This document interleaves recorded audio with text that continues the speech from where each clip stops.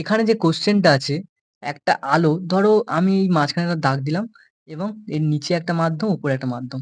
উপরেরটাকে ধরছি ধরো A মাধ্যম, নিচে ধরো B মাধ্যম। বোঝানোর জন্য বলছি এটা, ঠিক আছে? তো ধরো একটা আলোকরশ্মি এইভাবে A মাধ্যম থেকে B মাধ্যমে এখানে পড়লো। পড়ার পর ধরো এইভাবে বেরিয়ে গেল। তার মানে এখানে কত কোণে আপতন হলো? যদি আমরা এখানে অভিলম্ব টানি, যে কোণটা পাবো সেটা হচ্ছে আপতন কোণ। এবারে কত কোণে প্রতিসরণ ঘটলো? সেটা হচ্ছে এইখানে যদি দেখি অবিলম্বের সাথে। এটা R কোণ, এটা হচ্ছে প্রতিসরণ কোণ। তো তোমরা স্নেলের সূত্র পড়েছিলে যে কোনো মাধ্যমের সাপেক্ষে অন্য মাধ্যমের প্রতিসরাঙ্ক বলতে তোমার আপতন কোণের সাইন আর প্রতিসরণ কোণের সাইনের অনুপাতকে বোঝায়। ঠিক আছে? এটা তোমরা পড়েছিলে। তার মানে ধরো A মাধ্যমের সাপেক্ষে B মাধ্যমের প্রতিসরাঙ্ক। তো তাকে বোঝায় sine I by sine R দিয়ে বোঝায়। তো এইটুখানি শুধু জানলেই কিন্তু এই অঙ্কটা হয়ে যাবে। তো এখানে কি বলেছে দেখো, যে এক্ষেত্রে আপতন কোণ হচ্ছে এটা।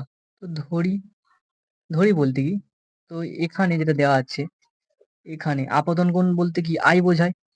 I বলতে 45 ডিগ্রি এবং প্রতিসরণকে R বোঝায়, সেটা হচ্ছে 30 ডিগ্রি। তাহলে A মাধ্যমের সাপেক্ষে B মাধ্যমের প্রতিসরাঙ্ক কত হবে? সেটাকে আমরা কি বলি? A এর সাপেক্ষে B এর প্রতিসরাঙ্ককে এইভাবে দেখানো হয়। তো এখন A মিউ B বলতে কি বোঝায়? A মিউ B বলতে আসলে বোঝায় এইটাকে, sine I by sine R কে। Sine I by sine R। Sine I কত? মানে I এর মান কত? 45। সাইন 45 ডিগ্রি আর নিচে কত? সাইন 30। ঠিক আছে?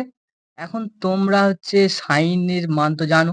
আর যদি না জানো, I ট্যাবে দেখো, আমি সাইনের মানের জন্য সহজ মানে কি ট্রিক্স আছে তার ভিডিও বানিয়ে দিয়েছি। ঠিক আছে? দেখতে পারো, এখানে I ট্যাবে দিয়ে দিয়েছি আমি। আচ্ছা, সাইন 45 ডিগ্রির মান কত হয়? 1/√2। তো এটা কিন্তু আমারও মানে বলতে পারো তোমাদের ক্ষেত্রে মুখস্থ করা কিন্তু ইজি হয়ে যাবে, এই যদি ভিডিওটা দেখতে পারো। ঠিক আছে? সাইন 30 ডিগ্রির মান কত? হাফ। তাহলে এখান থেকে যদি ক্যালকুলেট করি আমরা, 1/√2 ইনটু, এটা উল্টে যাবে, 2/1। তার মানে নিচে √2 আর উপরে 2, মানে এটা সমান বলতে পারি 2 সমান √2 ইনটু √2 আর নিচে কত আছে? √2। √2 এর 1 গুণ করলে √2 হবে। কেটে গেল দুটো √2, তাহলে শুধু √2 পড়ে থাকবে। তার মানে এখানে প্রতিসরাঙ্ক কত হবে?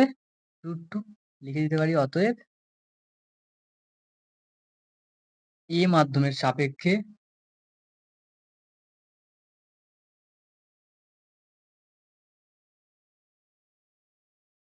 B মাধ্যমের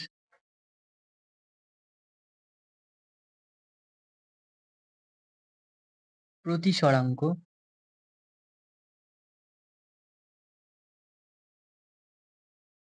√2। এর তো প্রতিসরাঙ্ক তো কোনো একক হয় না, তো সেক্ষেত্রে এটাই অ্যান্সার।